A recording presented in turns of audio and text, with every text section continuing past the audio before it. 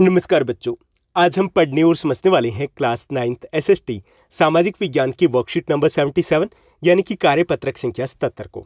यह आपकी 1 फरवरी 2022 की वर्कशीट रहेगी और आज की इस वर्कशीट में हम हिस्ट्री इतिहास के 3rd chapter Nazism and the rise of Hitler, नाथसीवाद और हिटलर का उदय पढ़ने वाले हैं।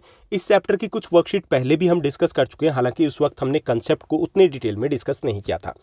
इस चैप्टर की अगर बात करें तो ये कहानी है हिटलर की 1914 से लेकर के 1945 तक, यानी 1914 से लेकर के 1945 के बीच में जर्मनी में जो कुछ भी होता है वो सब कुछ हम यहाँ पर पढ़ने वाले हैं।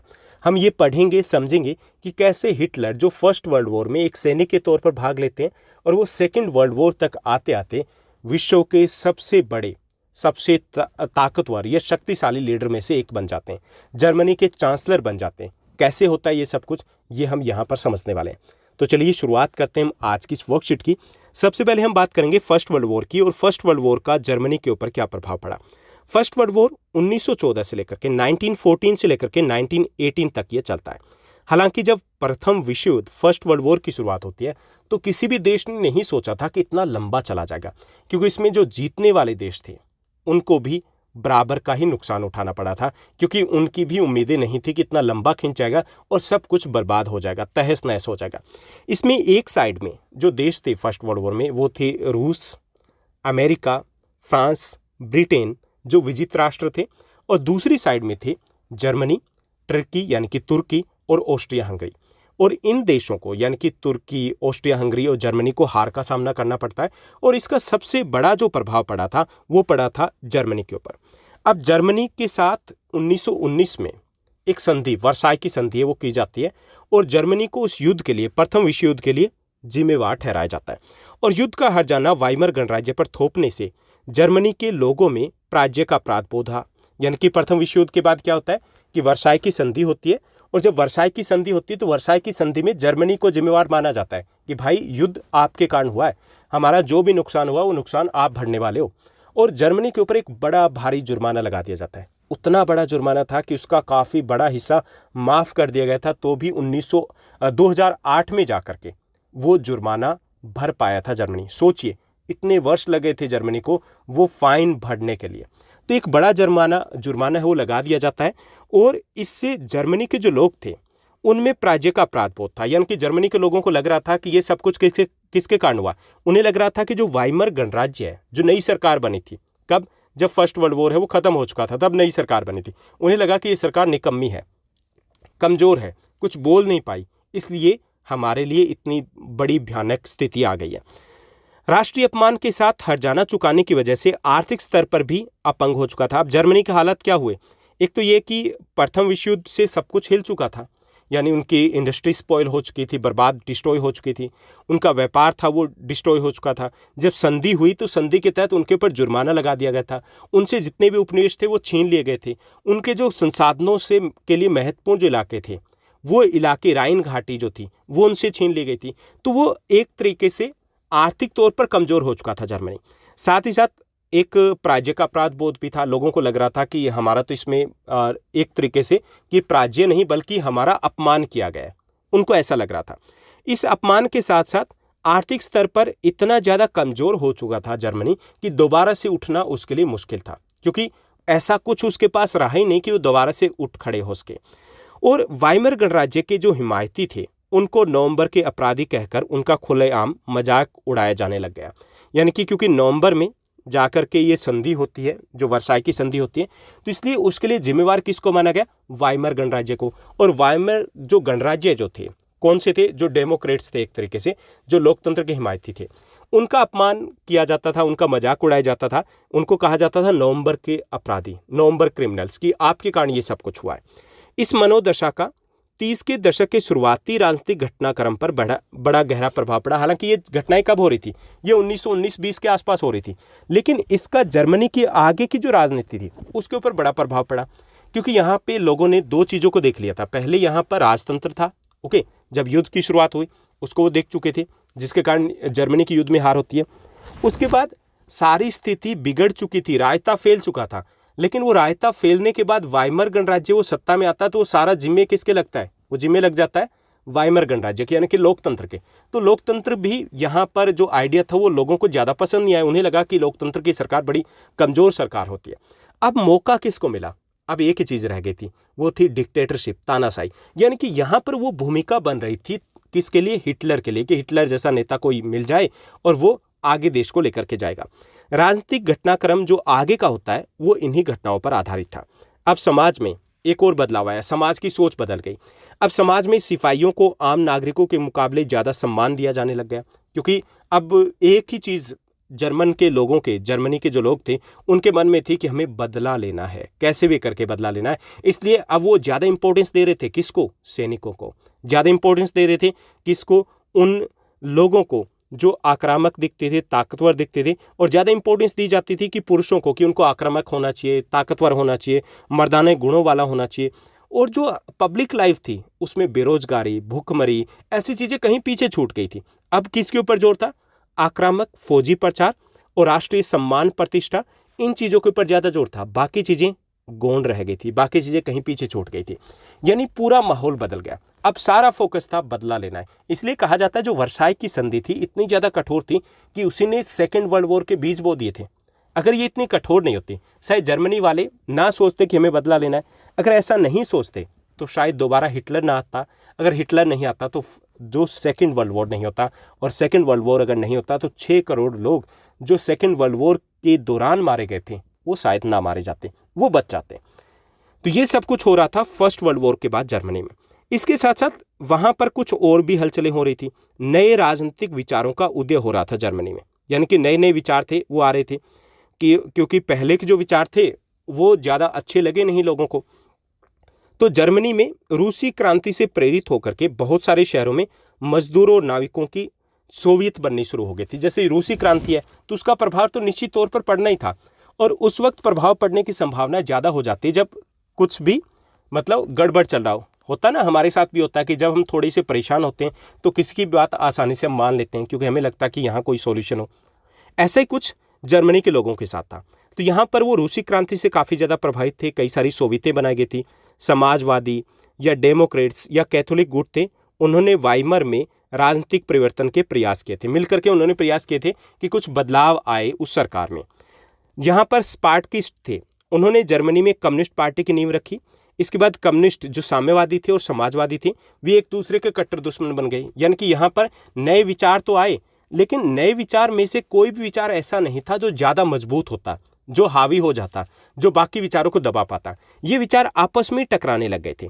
और ये कभी भी हिटलर जो डिक्टेटरशिप की बात कर रहा था, तानाशाही की बात कर रहा था, उसके खिलाफ मिलकर लड़ ही नहीं पाई। अगर ये मिल करके लड़ते तो शायद हिटलर नहीं होता, और हिटलर नहीं होता तो सेकेंड वर्ल्ड वॉर भी शायद नहीं होता। क्रांतिकारी और उग्र राष्ट्रवादी दोनों ही खेमों में रेडिकल समाधानों के लिए आवाज़ें उठाने लग गए थे। और रेडिकल समाधान का जो उपाय था कि हम क्या बदलाव लेके आए, उसके जो उपाय थे वो हिटलर ने दिए थे कि मैं वो सब कुछ करूंगा जो जर्मनी के लोग चाहते हैं। क्योंकि हिटलर सिर्फ एक लीडर ही नहीं था, बल्कि उसके पास मैनेजमेंट स्किल बहुत अच्छी थी। वादे करने बड़े अच्छे से आते थे कि लोगों को कब क्या वादा करना है, निभाना वो अलग बात है। तो उन्होंने वो नब्ज को पकड़ लिया था कि लोग क्या चाहते हैं और किस तरीके से उन्हें लोगों को अपने साथ जोड़ना है। तो वो अच्छी उनके पास वो भाषण कला थी, अच्छे वो वक्ता थे, और इसी के कारण लोग उनके पीछे जुटते जाते हैं। यानी कि नए नए राजनीतिक विचार जरूर आते हैं, लेकिन उसमें सबसे आगे निकल जाते हैं वो होते हैं हिटलर। अब यहाँ पर हम बात करेंगे आर्थिक संकट की, कि फर्स्ट वर्ल्ड वॉर के बाद वहाँ पर सबसे बड़ा जो संकट था जर्मनी के लिए वो था आर्थिक संकट। और ये आर्थिक संकट है, ये भी एक तरीके से वरदान सिद्ध हुआ था हिटलर के लिए, क्योंकि जो कुछ भी गड़बड़ अब तक हो रही थी उसके लिए जिम्मेवार ठहराया जा रहा था वहाँ की सरकार को। और उसका समाधान किसके पास था? हिटलर कह रहा था मेरे पास है, मैं सॉल्यूशन करूँगा। तो जर्मनी ने पहला विश्व युद्ध जो लड़ा था मुख्य तौर पे कर्ज लेकर के लड़ा था, और युद्ध के बाद उसे सवर्ण मुद्रा में जो हर्जाना था वो भी भरना पड़ा था। इस दोहरे बोझ से जर्मनी के जो सवर्ण के गोल्ड के जो भंडार थे वो उसके खत्म हो गए थे लगभग। आखिरकार 1923 में जर्मनी ने कर्ज और हर्जाना चुकाने से इनकार कर दिया, क्योंकि वो खाली हो चुके थे, कुछ भी नहीं बचा था। जर्मन सरकार ने इतने बड़े पैमाने पर मुद्रा छाप दी कि उसकी मुद्रा मार्क जो ड्यूस मार्क थी उसका मूल्य तेजी से गिर गया। अब किसी भी देश में अगर मुद्रा बहुत ज़्यादा छाप दी जाए तो क्या होगा? उसकी वैल्यू गिर जाएगी। अब लोग ब्रेड लाने के लिए जाते थे तो वो ट्रक भर भर के वो पैसे लेके जाते थे, उतने में वो ब्रेड आता था, यानी कि उसकी वैल्यू गिर चुकी थी। यानी सब कुछ वहाँ पर गड़बड़ हो रहा था। बेरोजगारी अलग से फैल रही थी। बेरोजगारी फैलने के कई सारे कारण थे, क्योंकि व्यापार बंद हो चुका था, उद्योग बंद हो चुके थे, सैनिक थे वो सेना भंग कर दी गई थी, तो वो सैनिक भी बेरोजगार थे। दिसंबर 1923 तक $1 में खरबों मार्क मिलने लगे थे। $1 में खरबों मार्क, यानी कि रद्दी के भाव आ गया था मार्क, जो वहाँ की करेंसी थी। जैसे जैसे मार्क की कीमत, जो ड्यूस मार्क है, उसकी कीमत गिरने लगी, जरूरी चीज़ों की कीमतें आसमान छूने लगी। यानी पैसे की वैल्यू नहीं थी और चीज़ें मिलनी मुश्किल हो गई। यानी हालात बद से बदतर हो गए थे। इस संकट को बाद में अति मुद्रास्फीति का नाम दिया गया था। अति महंगाई से कह सकते हैं। अब कीमतें बेहिसाब बढ़ जाती है तो उस स्थिति को हम बोलते हैं अति मुद्रास्फीति, यानी कि जब बहुत ज़्यादा महंगाई हो जाती है। जर्मनी को इस संकट से निकालने के लिए अमेरिकी सरकार ने हस्तक्षेप किया, यानी कि अमेरिकी सरकार ने वहाँ देखा कि उनके लिए भी कुछ अपॉर्चुनिटी हो सकती है कि जर्मनी को हम संकट से भी निकालेंगे और उनको कुछ बेनिफिट भी हो जाए। इसके लिए जर्मनी ने डॉस योजना बनाई और इस योजना में जर्मनी के आर्थिक संकट को दूर करने के लिए हट जाने की शर्तों को दोबारा तय किया गया और जर्मनी को कुछ कर्ज भी दिया गया, क्योंकि जर्मनी में जो आर्थिक सुधार था जो किया जा रहा था वो अमेरिका से लिए गए कर्ज पर ही निर्भर था। लेकिन इसमें भी एक गड़बड़ हो जाती है। 1929 में अमेरिका में वॉल स्ट्रीट एक्सचेंज, जो वहाँ का शेयर बाजार है, वो धराशायी धड़ाम से गिर जाता है और इसके कारण वहाँ पर आर्थिक मंदी आ जाती है। पूरे अमेरिका में सबसे बुरा हाल अमेरिका का होता है, जो कि पूरे विश्व में फैल जाती है और जर्मनी को मिल रही जो आर्थिक मदद थी वो भी बंद हो जाती है। यानी जर्मनी के हालात सुधरने के जो चांसेस थे वो यहाँ से ख़त्म हो जाते हैं। 1929 से 1932 तक ये जो मंदी है, ये न केवल अमेरिका की बात करें बल्कि जर्मनी की बात करें, पूरे विश्व के लिए महामंदी थी। भारत के ऊपर भी इसके प्रभाव पड़े थे और जर्मनी के ऊपर इसका सबसे बुरा प्रभाव पड़ा था। बेरोजगारी बढ़ गई थी, अपराध बढ़ गए थे, चारों तरफ गहरी हताशा का माहौल था क्योंकि कुछ दिखाई नहीं दे रहा था, खाने के लिए लोगों के पास पैसे नहीं थे, भुखमरी बढ़ रही थी और इसके कारण चारों तरफ ऐसा लग रहा था कि जर्मनी का अब कुछ नहीं हो सकता। लोकतंत्रीय जो संसदीय व्यवस्था थी उसमें लोगों का विश्वास खत्म होने लग गया, क्योंकि उन्हें लग रहा था कि डेमोक्रेसी को बहुत देख लिया हमने, प्रथम विश्व युद्ध, फर्स्ट वर्ल्ड वॉर के बाद देख रहे हैं, लेकिन समस्या बढ़ती जा रही है। अब वो नए समाधान को खोज रहे थे और इस वक्त उन्हें लग रहा था कि देश में कोई राजनीतिक अस्थिरता या नेतृत्वहीनता का माहौल हो गया, हमें एक लीडर चाहिए और वो लीडर निकल के आते हैं उस वक्त हिटलर। यानी कि हिटलर को ये सारी जो बेरोजगारी थी, ये जो आर्थिक मंदी थी, भूखमरी थी, महंगाई थी, इसका फ़ायदा मिलता है और हिटलर जो एक आम सैनिक था फर्स्ट वर्ल्ड वॉर में, वो आगे चल के एक बड़े लीडर बनते हैं, जर्मनी के चांसलर बन जाते हैं। ओके, तो ये हमने आज की इस वर्कशीट में समझा। अब हम देखते हैं कुछ प्रश्नों को। यहाँ पर कुछ आसान से प्रश्न हमें दिए गए। तो यहाँ पे पहला हमारा प्रश्न है, हमें बताना है कि फर्स्ट वर्ल्ड वॉर यानी कि जो प्रथम विश्व युद्ध था उसके जर्मनी के ऊपर क्या आर्थिक प्रभाव पड़े, ये हमें बताना है। तो पहला प्रभाव ये पड़ा कि प्रथम विश्व युद्ध के पश्चात जर्मनी में आर्थिक संकट पैदा हो गया। जर्मनी की जनधन की अपार हानि हुई। जनधन की अपार हानि होती है वहाँ पर। उपनिवेश वहाँ के छीन लिए जाते हैं, तो उद्योग और व्यापार भी तबाह हो गए थे फर्स्ट वर्ल्ड वॉर के बाद। लाखों सैनिकों श्रमिक, क्योंकि सैनिक तो सेना भंग हो गई थी, श्रमिक क्यों, क्योंकि जो उद्योग थे वो ठप हो गए थे, तो वो बेरोजगार हो गए। 1929 में आई आर्थिक मंदी का जर्मनी में व्यापक प्रभाव पड़ा, भुखमरी बढ़ जाती है और आर्थिक संकट से पीड़ित लोग अब नाजी दल की ओर आकर्षित हुए। ये भी एक बड़ा प्रभाव था। यानी कि इसी के कारण जर्मनी में जो हिटलर की पार्टी है उसको सपोर्ट मिलना शुरू हो जाता है। तो ये आर्थिक प्रभाव पड़े थे फर्स्ट वर्ल्ड वॉर के। उसके बाद सेकंड जो हमारा क्वेश्चन दिया गया, वाइमर गणराज्य के सामने क्या क्या चुनौतियाँ थी। तो वाइमर गणराज्य कब बनता है? प्रथम विश्व युद्ध के बाद। उसके सामने जब वो बनते तो कई सारी समस्याएं थी उसके सामने। उसमें पहली जो समस्या थी सरकार की अलोकप्रियता की चुनौती, क्योंकि बनते ही उनको वर्साई की संधि के ऊपर साइन करने पड़े थे और लोगों को लगा कि ये साइन इसी सरकार ने किया, ये सरकार कमज़ोर है, निकम्मी है, नालायक है, कुछ नहीं कर सकती। तो एक समस्या ये थी कि लोग इस सरकार को सीरियसली नहीं ले रहे थे।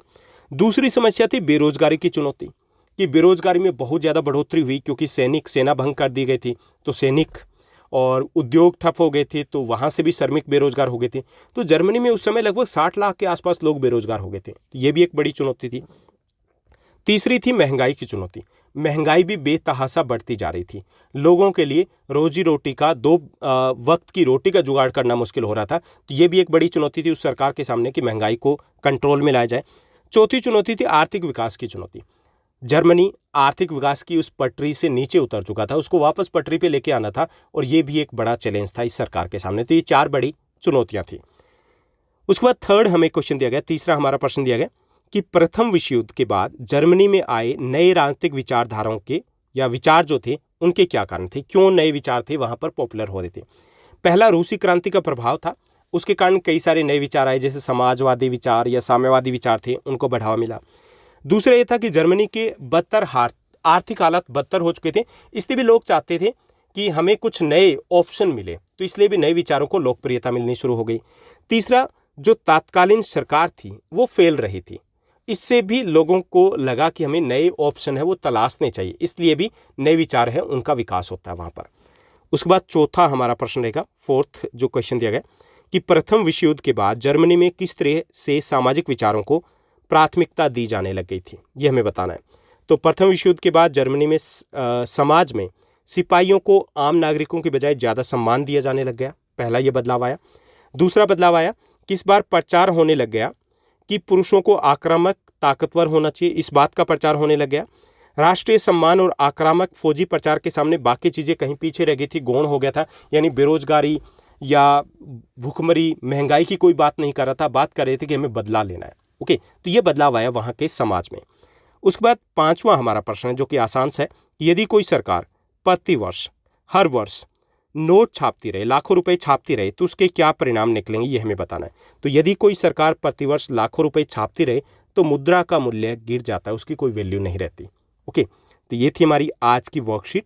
अगर ये वर्कशीट आपको अच्छी लगी, ठीक से समझ में आया, तो इस वीडियो को लाइक और शेयर जरूर कीजिएगा। और हाँ, आपके क्लास 9th सोशल साइंस सामाजिक विज्ञान की बात करें तो सभी चैप्टर्स के A to Z चैप्टर्स के मोस्ट इंपॉर्टेंट क्वेश्चन है वो ऑलरेडी मैं पब्लिश कर चुका हूँ।